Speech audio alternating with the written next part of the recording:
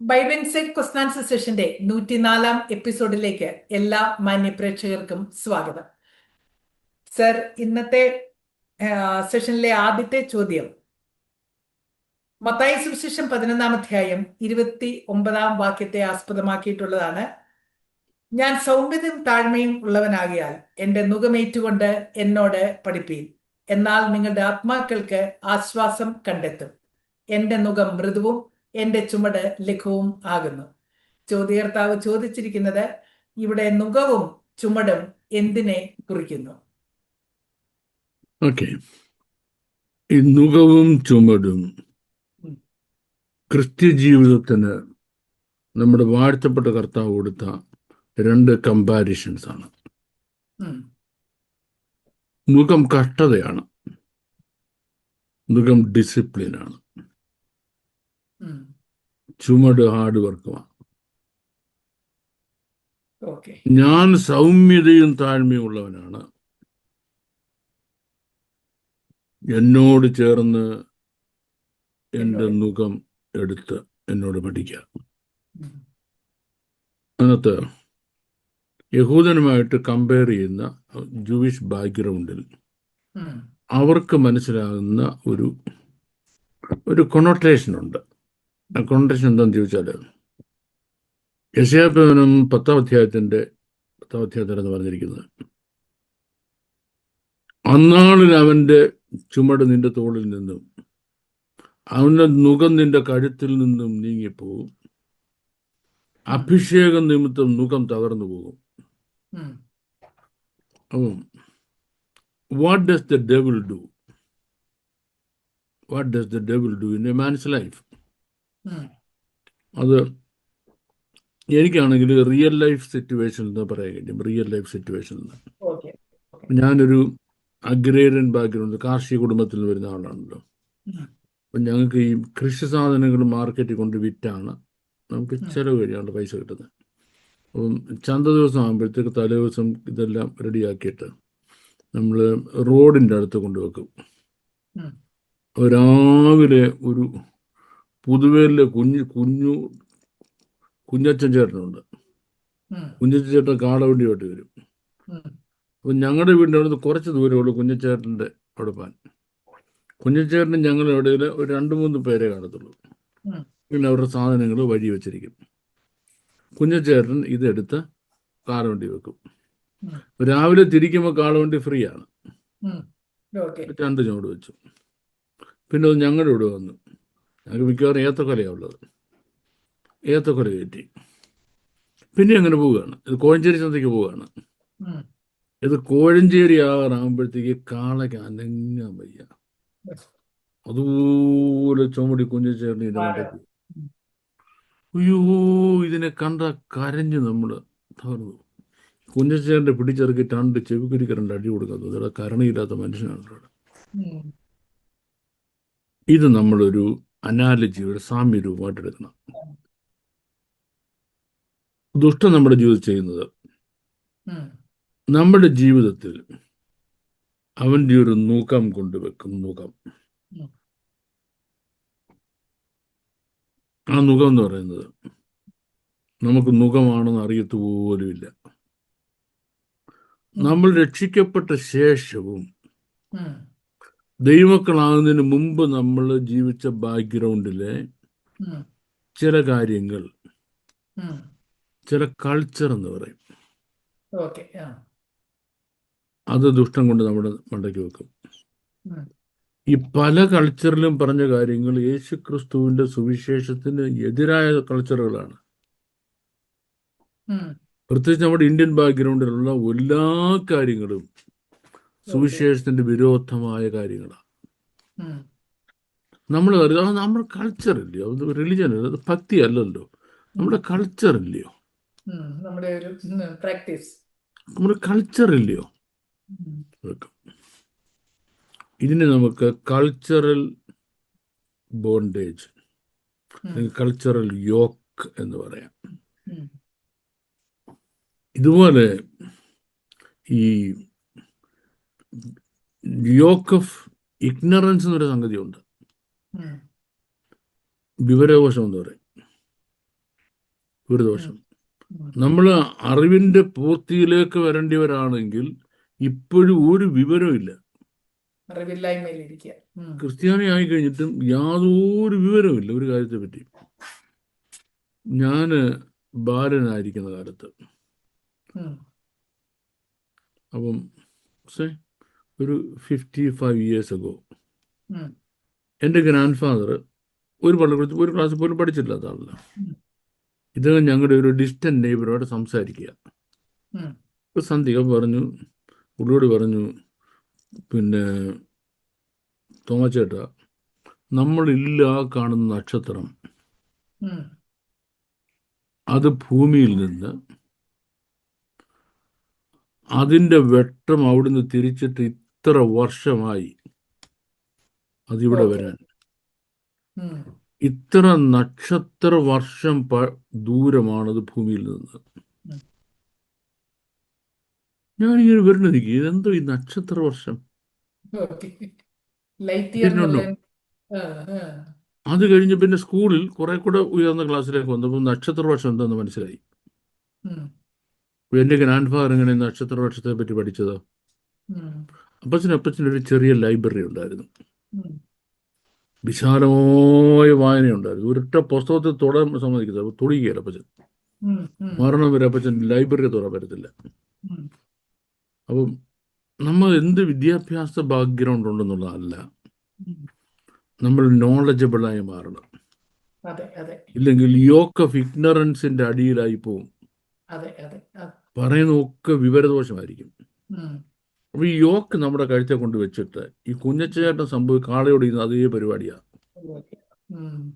വഴി കാണുന്നില്ല, അവൻ പറഞ്ഞതും ഇവൻ പറഞ്ഞതും അവിടെ കേട്ടതും ഇവിടെ കിടക്കുന്നതും യാതൊരു യുക്തിയില്ലാത്തതും യാതൊരു ശാസ്ത്രബോധമില്ലാത്തതും യാതൊരു റീസണിങ്ങും ഇല്ലാത്ത ഓരോ കാര്യങ്ങളും എന്തെന്നറിയാമോ കയറ്റി വെക്കും.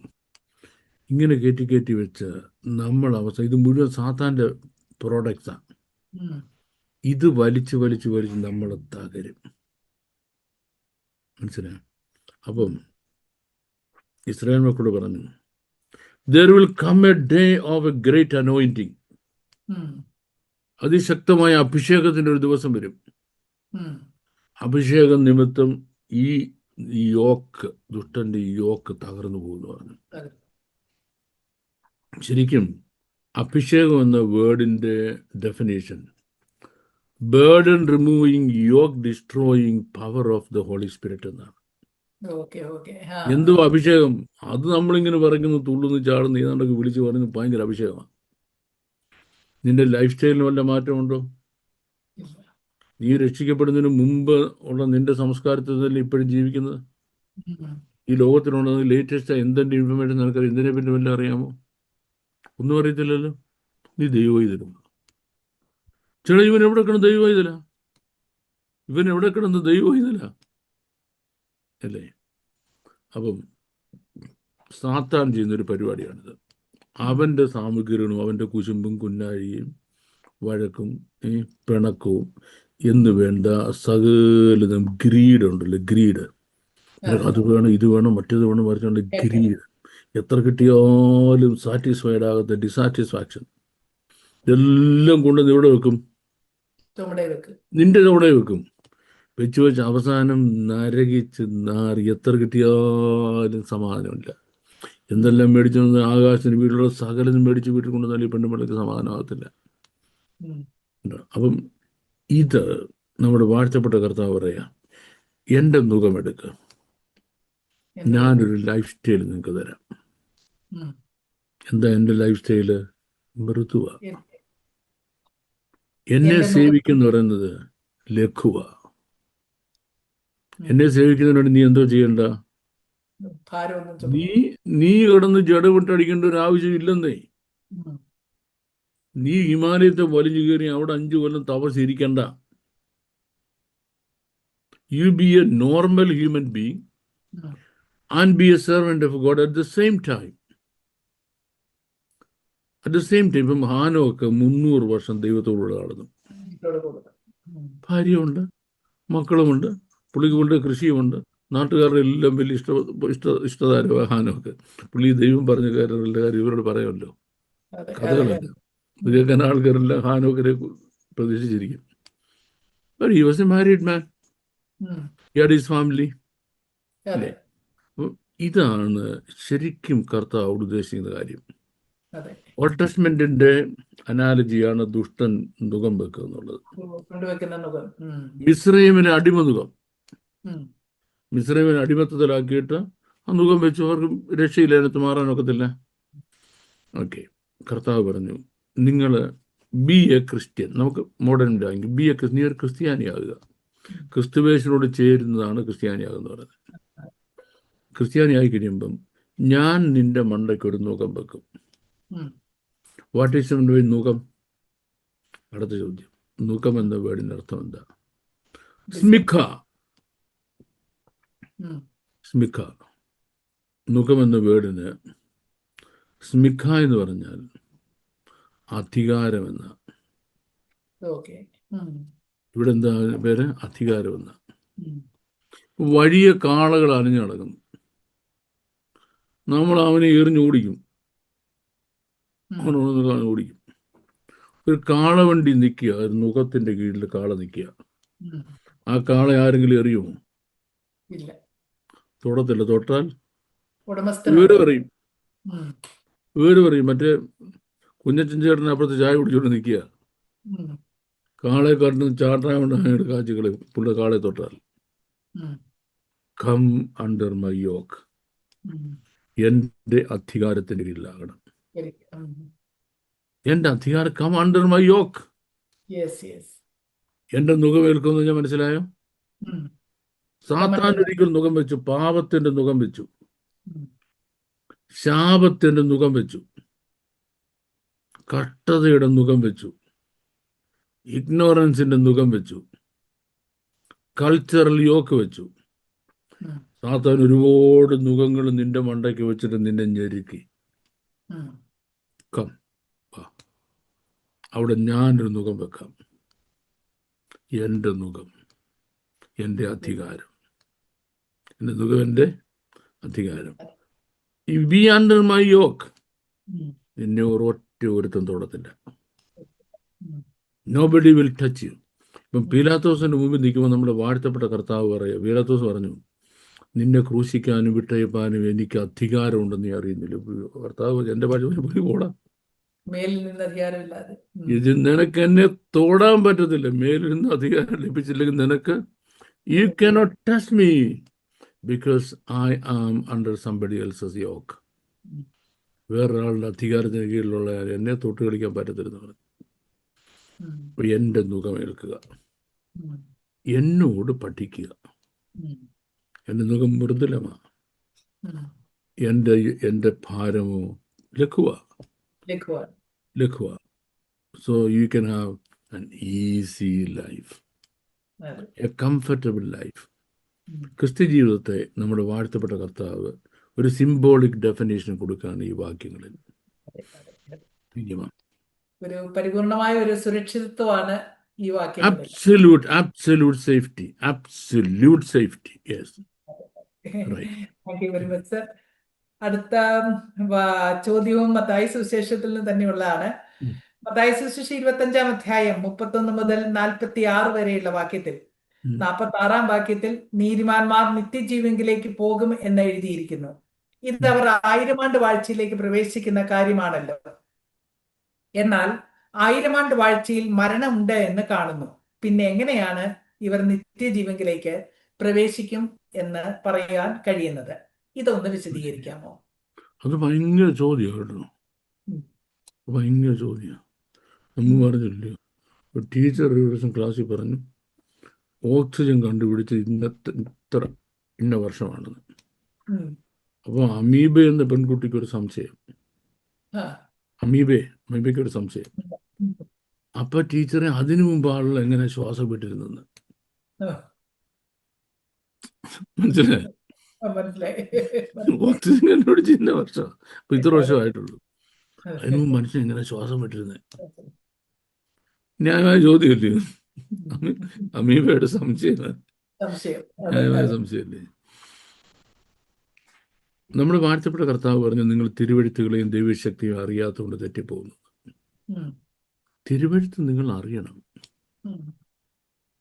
അതിൽ ഉള്ള ദൈവശക്തിയും അറിയണം, ഇല്ല തെറ്റിപ്പോകും. ഉം. ഇറ്റേണൽ ലൈഫ്, നിത്യജീവൻ എന്ന് പറയുന്നത് 1000 ആണ്ട് വാഴ്ചയല്ല. ഉം. 1000 വർഷത്തേക്കല്ല ഉള്ളൂ. ഉം. അതെ അതെ 1000 വർഷത്തേക്കല്ല ഉള്ളൂ, കഴിയുന്നത് കഴിയും. ഓക്കെ. അല്ലേ? ഈ 1000 ആണ്ട് വാഴ്ച എന്ന് പറഞ്ഞാൽ ഇറ്റ്സ് ഓൺലി ഫോർ 1000 years. അത് കഴിയുമ്പോൾ തീരുകയല്ലേ? ആ 1000 ആണ്ട് വാഴ്ച എടുത്തുകൊണ്ട് അത് നിത്യജീവനാന്ന് പറഞ്ഞു കഴിഞ്ഞാൽ എന്തോ ചെയ്യാമെന്ന് പറ. എത്രയോ പിറ്റിയബിളായ ഒരു കമൻ്റാണത്. ഇനി രണ്ടാമത്തെ കാര്യം, 1000 ആണ്ട് വാഴ്ചയിൽ there are different bodies. വ്യത്യസ്തമായ ശരീരങ്ങൾ 1000 ആണ്ട് വാഴ്ചയിലുണ്ട്. നമ്മുടെ വാഴ്ത്തപ്പെട്ട കർത്താവും തൻ്റെ കൂടെ വരുന്ന കോടാനുകൂടി ദൂതന്മാരും തൻ്റെ സഭയും 1000 ആണ്ട് വാഴ്ചയിൽ ഈ ഭൂമിയിൽ ജീവിക്കുന്നുവെങ്കിലും അവർക്ക് 1000 വർഷം കഴിയുമ്പോൾ മരണമില്ല. ദൈവത്തിൻ്റെ ജനമായ ഇസ്രായേൽ മക്കൾ വീണ്ടെടുക്കപ്പെട്ടവരായി ഈ ഭൂമിയിൽ ജീവിക്കുന്നതുകൊണ്ട് അവർക്കും മരണമില്ല. 3, 1000 ആണ്ട് വർഷത്തെ ഭൂമിയിൽ പ്രവേശനം കൊടുത്ത നീതിമാന്മാരുണ്ട്, അവർക്ക് മരണമില്ല. അവരത് കഴിഞ്ഞ് നമ്മളോട് സ്വർഗത്തിൽ എടുക്കപ്പെടും. 1000 എന്തോ മണവാട്ടിയല്ല, അല്ല, മണവാട്ടിയല്ല, അല്ല, അവർ ഈ ഭൂമിയിൽ താമസിച്ച നീതിമാന്മാരാണ്. അവർക്കാണ് ഇവിടെ നിത്യജീവൻ പറഞ്ഞിരിക്കുന്നത്, അവർക്ക് മരണമില്ല. ഈ 1000 ആണ്ട് കാലത്ത് ഭൂമിയിൽ ജനിക്കുന്ന മനുഷ്യരുണ്ട്, അവരവരുടെ ലൈഫ് ടൈം കഴിയുമ്പോൾ അവർ മരിക്കുന്നു. ഇനി അവരുടെ നിത്യജീവൻ എന്നുള്ളത് അന്ത്യന്യായവിധിയിൽ അന്ന് തീരുമാനിക്കപ്പെടുന്ന കാര്യമാണ്. പക്ഷെ അവർക്ക് നിത്യജീവൻ എല്ലാവർക്കും ഉണ്ടെന്ന് നമുക്ക് അനുമാനിക്കാൻ കഴിയും. ഇനി 1000 ആണ്ട് വർഷത്തിൻ്റെ അവസാനം സാത്താനെ അഴിച്ചു വിടുമ്പോൾ സാത്താൻ ഈ ഗോഗ് എൻഡ് വാറാണ്. ഗോഗ് യുദ്ധം 2 പ്രാവശ്യമുണ്ട്. രണ്ടാമത്തെ പ്രാവശ്യം നടക്കുന്ന യുദ്ധത്തിൽ ജനത്തെ ദൈവത്തിനെതിരായിട്ട് വശീകരിക്കും. അങ്ങനെ വശീകരിക്കപ്പെട്ട കർത്താവിന് എതിരായിട്ട് തിരിയുന്നവരും നരകത്തിൽ പോകും, അവർക്ക് വേണ്ടി നിത്യജീവനില്ല. അപ്പോൾ 1000 ആണ്ട് വാഴ്ചക്കാലത്ത് ആരൊക്കെ എവിടെയൊക്കെ എന്തൊക്കെ ചെയ്യുന്നുള്ളതിനെ പറ്റി ഒരു വ്യക്തമായ ധാരണ ഇല്ലാത്തതുകൊണ്ടാണ് നമ്മുടെ സ്നേഹിതൻ ഇങ്ങനെ ചോദ്യം ചോദിച്ചത്. അപ്പോൾ അതുകൊണ്ട് നമുക്ക് നമ്മുടെ സ്നേഹിതനോട് വളരെ സ്നേഹമുണ്ട്. എന്തുകൊണ്ട്? ഒത്തിരി പേർക്ക് മനസ്സിലാകാൻ കഴിഞ്ഞില്ലേ? മനസ്സിലാവാത്തവർക്കൊക്കെ മനസ്സിലായി.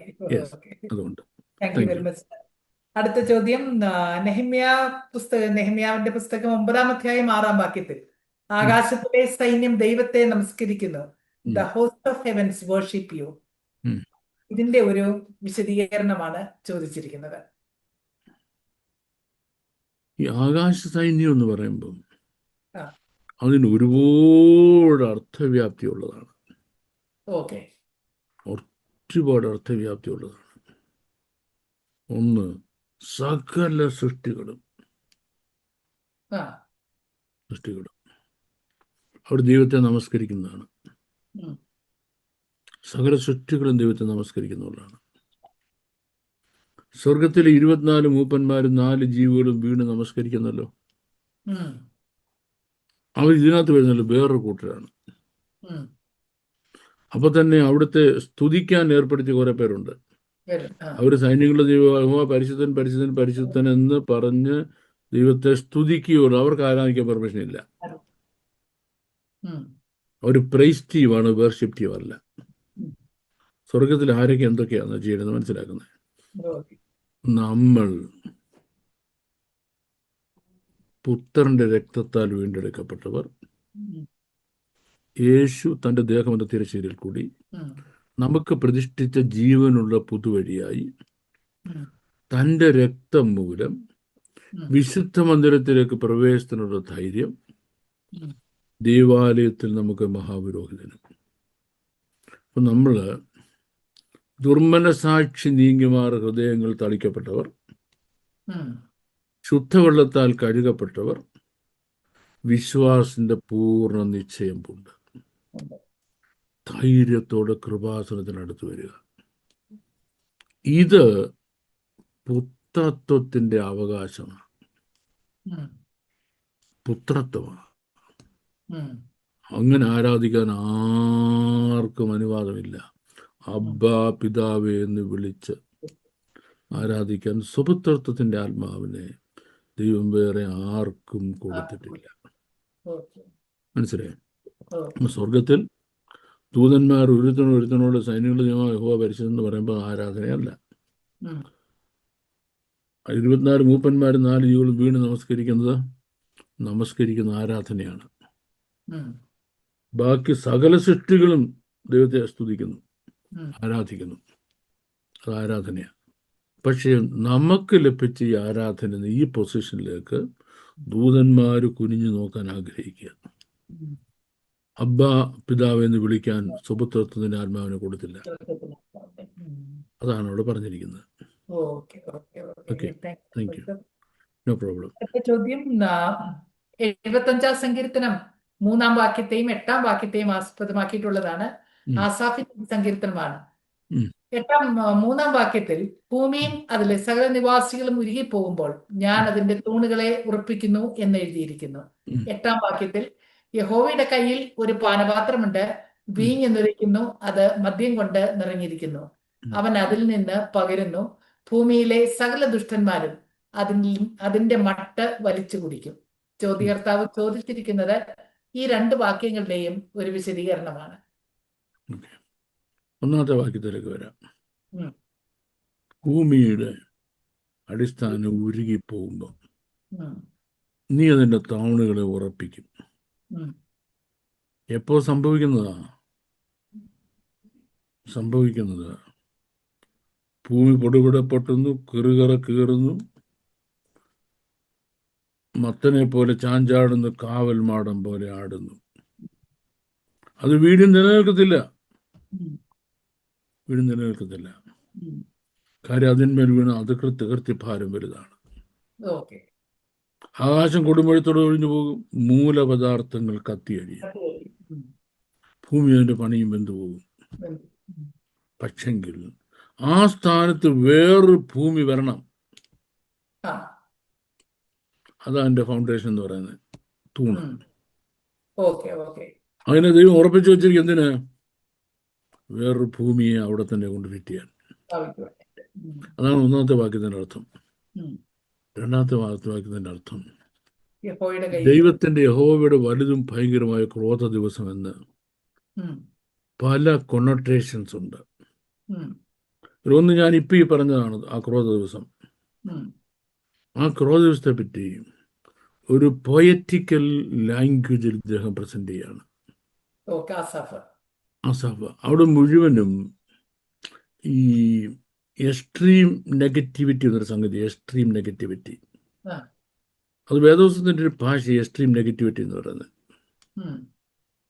എക്സ്ട്രീം നെഗറ്റിവിറ്റി ഉദാഹരണമാണ്. ഇപ്പം നിങ്ങൾ അനീതിയുള്ള മാമനെ കൊണ്ട് സ്നേഹിതന്മാരെ ഉണ്ടാക്കിക്കൊള്ളുക എന്നാൽ ഞങ്ങൾ ചെയ്യണമെന്നൊന്നല്ല അർത്ഥം. അങ്ങനെ മേലാന പരിപാടി കാണിക്കരുത്, പൈസയുടെ പുറകെ പോകരുത്. അനീതിയുള്ള അവര് നിങ്ങളെ ശാശ്വതമായി അവര് പോരാ മതി. നീ ഞായറാഴ്ചക്ക് ആരാധനയ്ക്ക് വരാതെ കള്ളച്ചക്കടച്ച് കൊണ്ട് പോയച്ചാൽ മതി, അവൻ നിന്നെ സ്വർഗത്തിൽ എത്തിച്ചോളും. എന്നാ കാണാം എന്നാ പറയുന്നത്. ഇതുപോലെ ഒരു എക്സ്ട്രീം നെഗറ്റിവിറ്റിയിൽ ദൈവത്തെ ചിത്രീകരിക്കുക. കയ്യിൽ പാനപാത്രം നിറഞ്ഞിരിക്കുന്നു, അതിൽ വീഞ്ഞു പകരുന്നു, അതിന് കുടിക്കുന്നു, ഭൂമിയിലെ ദുഷ്ടന്മാരൊക്കെ അതിന് വീഞ്ഞു മട്ട് കുടിക്കുന്നു എന്ന് പറയുന്നത് ദൈവത്തിന്റെ വലുതും ഭയങ്കരമായ ക്രോധ ദിവസത്തിൽ ദൈവം എത്രയോ ക്രോധിഷ്ഠനായിരിക്കും എന്നുള്ളതിന് ആൾക്കാർക്ക് മനസ്സിലാകാവുന്ന ഒരു ഭാഷ പറഞ്ഞു കൊടുക്കുക. അല്ല ദൈവം കള്ളു കുടിച്ച് കയറിയിരിക്കുകയാണെന്ന് ദുഷ്ടന്മാർക്ക് ചെന്ന് അതിന്റെ മട്ട് കിട്ടുമെന്ന്. ഞങ്ങളുടെ നാട്ടിൽ കുപ്രസിദ്ധരായ കള്ളുകൂടിമാരുണ്ടായിരുന്നു. ഇവര് പറഞ്ഞതാണ്. അപ്പൊ ഒരു പുള്ളിയാണ്, പുള്ളി ബ്രദറൻ ചർച്ചുകാരനാണ് കേട്ടോ. ആ, പുള്ളി അവിടുത്തെ ഒരു സ്കൂൾ മാഷൊക്കെയാ. അടിച്ച് ആ. വിറ്റായി കഴിഞ്ഞ പിന്നെ പറഞ്ഞ് പാവിക്ക് മറുപടി യേശു രക്ഷ എന്നുള്ള പാട്ടാണ്. പാവിക്ക് മറുപടിയും യേശുവിന്റെ ഭാവിക്ക് മറുപടി യേശു രക്ഷകൻ. ബാക്കിയുള്ളവരെല്ലാം ഈ ഡയലോഗുകാരെല്ലാം മർദ്ദമക്കാരും ഒരു യാക്കോക്കാരും പിന്നെ ബാക്കി ഞങ്ങളുടെ ബന്ധുക്കോസുകാരും 2-3 ബന്ധുക്കോസുകാരുണ്ട്. ഉം. അപ്പൊ ഇവരെല്ലാം പുള്ളിയെ പാവിയായിട്ടില്ലേ കാണുന്നത്. അതെ അതെ പുള്ളിയുടെ പാവിക്ക് മറുപടി യേശു രക്ഷകൻ. യേശുരക്ഷകൻ. എന്നിട്ട് അപ്പോൾ ഉപദേശക്കാരെല്ലാം പുള്ളിയെ ഉപദേശിക്കാൻ ചെല്ലും. ഉം. ഇപ്പോഴെന്ന് പറഞ്ഞാൽ ഒരാൾ കള്ളു പിടിച്ച് നമ്മളാരും മൈൻഡ് ചെയ്തില്ല. അതെ അതെ എന്ന് പറഞ്ഞാൽ നാട്ടിൽ ഒരാൾ കള്ളു പിടിച്ചെന്ന് പറഞ്ഞാൽ നാട്ടുകാർക്ക് എന്തോ സങ്കടമെന്നറിയാം. ഉപദേശി ഒരു പാസ്റ്ററെ, ദൈവം തമ്പുരാന്റെ കയ്യിൽ ഒരു കാപാനപാത്രം നിറഞ്ഞിരിക്കുക, അതിൽ വീഞ്ഞിങ്ങനെ നുരയ്ക്കുക. ഭൂമികളെ പാവികളാണ്, അതിനകത്ത് വേണം മട്ട കുടിക്കാൻ. അപ്പൊ ദൈവം തമ്പുരാനെ അട്ടിച്ച് ഫിറ്റ. അപ്പൊ പിന്നെ ഞാൻ ഒരു ഇപ്പൊ കണ്ടുപിടിക്കുന്നു ഫിറ്റ്. ഈ വേദപുസ്തകത്തിന്റെ ഭാഷ എന്ന വിഷയം എടുത്തിട്ട് ആ ഭാഷയുടെ വൈവിധ്യങ്ങൾ എന്ന വിഷയത്തിലേക്ക് പോയി നമ്മൾ ഗൗരവമായി പഠിക്കുമ്പോൾ മാത്രം നമുക്ക് മനസ്സിലാക്കാൻ കഴിയുന്ന ഒരു കാര്യമാണിത്. Thank you. Thank you very much sir. ഈ സെഷൻ പ്രേക്ഷകർക്ക് അനുഗ്രഹമായി എന്ന് നിങ്ങൾ കരുതുന്നു. തുടർന്നും വേദപുസ്തക അടിസ്ഥാനത്തിലുള്ള ചോദ്യങ്ങൾ നിങ്ങൾക്ക് ഞങ്ങളെ അറിയിക്കാവുന്നതാണ്. May God bless you. Thank U.